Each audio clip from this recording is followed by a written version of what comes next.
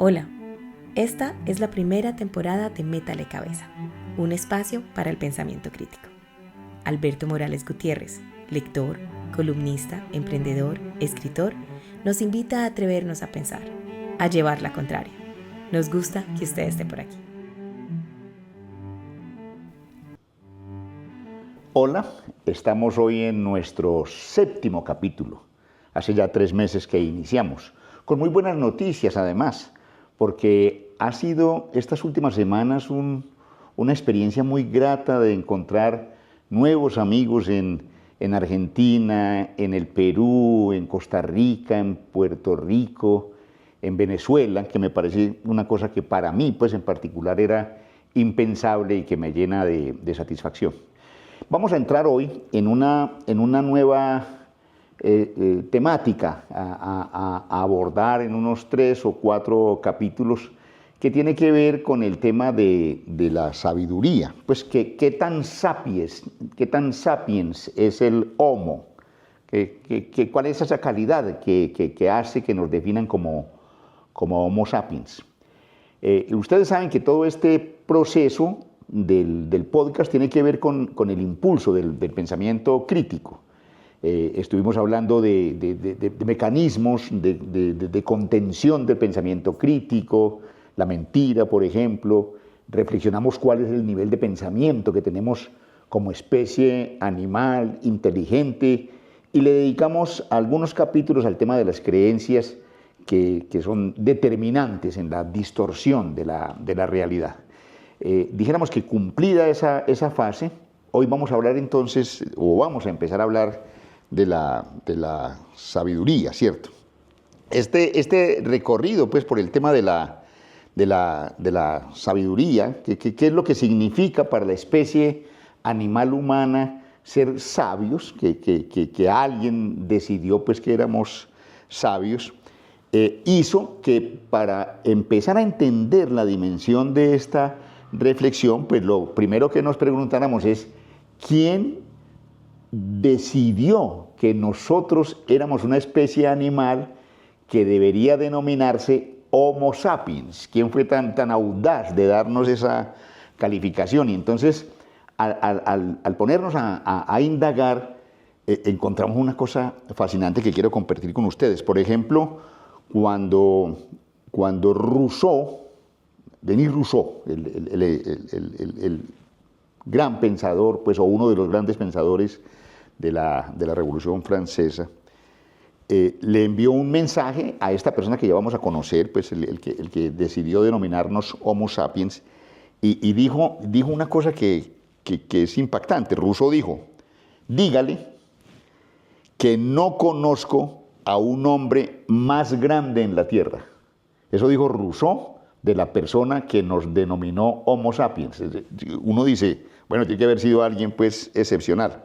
Pero miren ustedes qué tan interesante. Goethe, el gran pensador alemán, el escritor, dijo: con la excepción de Shakespeare y Spinoza, no conozco a nadie entre los que ya no viven que me haya influido más intensamente. O sea que es una persona, pues, evidentemente brillante, reconocida, pues, en el mundo del siglo XVIII, y que tuvo, pues, como mucha significación en el pensamiento. De él se ha dicho que es el príncipe de los botánicos, y es para el país donde nació, es un héroe nacional. Él nació en Suecia. ¿De quién estamos hablando? Estamos hablando de Carolus Linnaeus,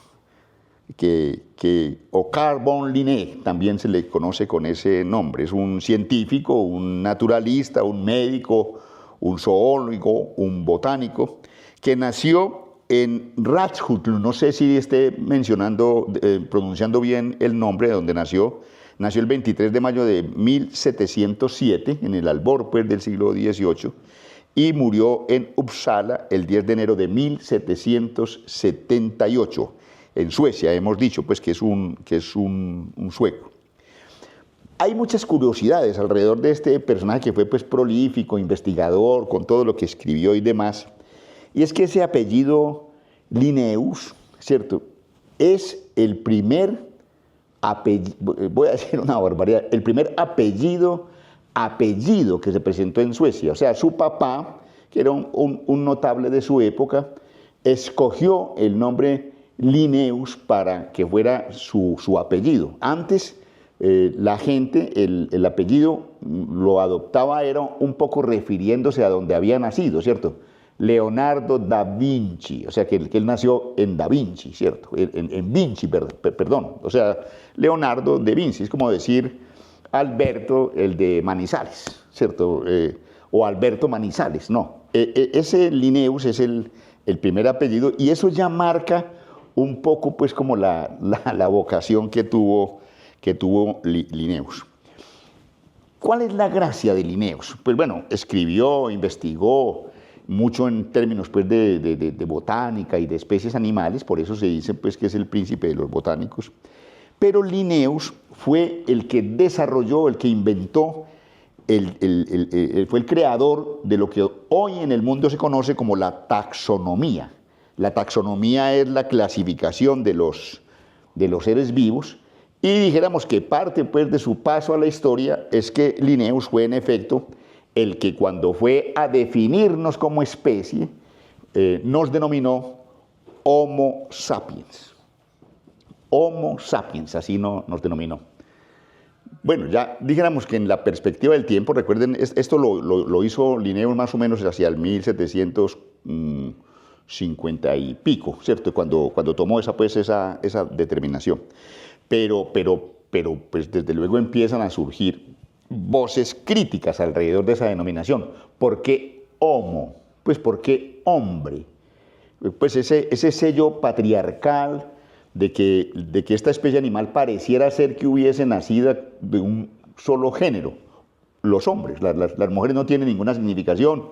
La idea de que las mujeres no hicieron ningún aporte, la especie animal humana construyó civilizaciones, pero las mujeres no fueron protagonistas, pues según los teóricos del patriarcado, que asumen pues que los hombres son más inteligentes, más fuertes, más capaces y que son los que tienen que mandar. Esa denominación pues de todas maneras empieza a generar críticas. Pues desde la perspectiva del pensamiento crítico, alguien diría, hombre, no es razonable pues que sea homo, debería haber pues una denominación más incluyente.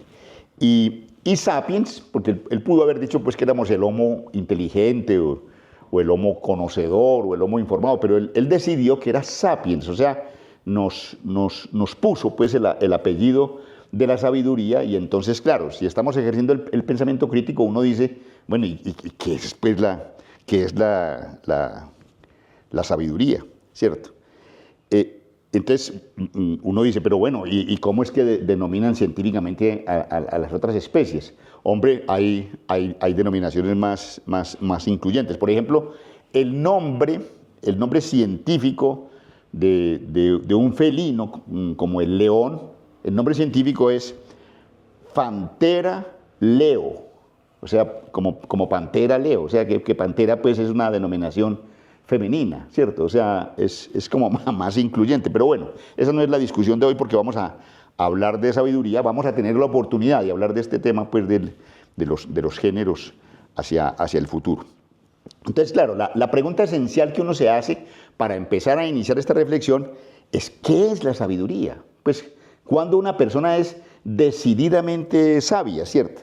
Entonces, hay personas, por ejemplo, que son fanáticas de la información, ¿cierto? De la información que a veces no es relevante, pues son felices acumulando fechas, datos, cuál es la altura del Everest, quién inventó las tijeras, la minifalda, quién fue el que la diseñó, a qué altura está la ciudad de Ibagué o la ciudad de Buenos Aires, ¿cierto? O sea, una información que no es como muy relevante, que es la típica información que se recoge en esos concursos pues, de conocimientos que hacen por la televisión, donde una pregunta trascendental pues, es quién fue el campeón del mundo en fútbol en 1966, ¿cierto? O sea, hay gente que recoge y que es fanática pues, de la información, pero eso no significa que sean sabios, que es que la sabiduría no necesariamente está ligada a la información e incluso tampoco está ligada a la calidad de la información exclusivamente, ¿cierto? Hay gente que dice, hombre, esa persona es muy sabia porque es muy inteligente. Y entonces uno se pone a reflexionar y resulta que es que las inteligencias son múltiples, no hay una sola inteligencia. Hay personas que tienen inteligencia emocional. La inteligencia emocional es que les permite tener relaciones fluidas con sus pares y tener amigos y alimentarlos y tener buenas relaciones familiares. Pero la inteligencia emocional no es solo la garantía de la sabiduría. Y hay gente que tiene inteligencia musical, pero uno puede decir que Beethoven fue sabio, pues en el sentido literal de la palabra, porque su comportamiento, su mal genio, sus conflictos existenciales lo que demuestran es que era un músico histórico, excepcional. Por Dios, pues concebir la novena sinfonía es una cosa que parece casi pues que irracional, pero eso no significa que haya sido sabio, ¿cierto? El sentido común es sabiduría, ¿no? El sentido común es sentido común, ¿cierto? No, ser rico es ser sabio. Pues uno podría decir que Trump es sabio, ¿no? O Hitler, o Nerón, ¿no? Ni el liderazgo, ni la riqueza. En Colombia hay un personaje que fue riquísimo en el siglo XIX, Pepe Sierra. Y a Pepe Sierra le decían el becerro de oro, porque era un tipo de una incultura y una incapacidad pues, de ejercer la sabiduría, salvo su capacidad de conseguir dinero, era incapaz de cualquier otra cosa. Entonces, uno dice, bueno, entonces busquemos en la Real Academia cómo define la sabiduría, y no, pues la Real Academia dice que la sabiduría puede ser que hay tres maneras de definir la sabiduría, que puede ser el grado más alto de conocimiento, bueno, que es la conducta prudente en la vida o los negocios, o un conocimiento profundo en las letras o en los artes, pero miren ustedes que eso realmente no es sabiduría. Me parece que la introducción a este tema la orienta más Metis, que fue la primera esposa que tuvo Zeus, porque Metis, que es la mamá de Atenea, que también eso pues habla muy bien de ella, esta diosa es la diosa de la sabiduría. Y entonces uno se pregunta, ¿por qué Metis, la diosa de la sabiduría, es definida como sabia? Y en los textos griegos dice, porque Metis representa la prudencia, la reflexión profunda, la inteligencia práctica, la vocación de ser consejera, la justeza en el comportamiento, que me parece a mí que esto cierra pues como el círculo virtuoso de este capítulo número 7, en el que vamos a empezar a hablar de sabiduría, y esto de Metis como que se acerca más a la cosa, aunque vamos a seguir profundizando en el tema en los 2 o 3 próximos capítulos. Muchísimas gracias por estar aquí, bienvenidos a las nuevas personas que están llegando.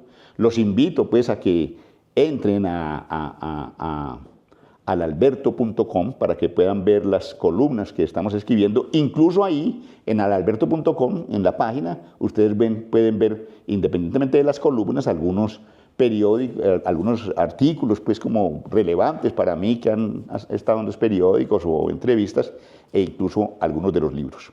Muchísimas gracias, estoy muy contento por estas audiencias que están llegando, y muchísimas gracias por estar aquí. Nos vemos en el próximo capítulo. Gracias. La libertad empieza cuando nos atrevemos a pensar. Estamos en la primera temporada de Métale Cabeza. Toda nuestra gratitud por habernos acompañado en el capítulo de hoy. Hasta la próxima.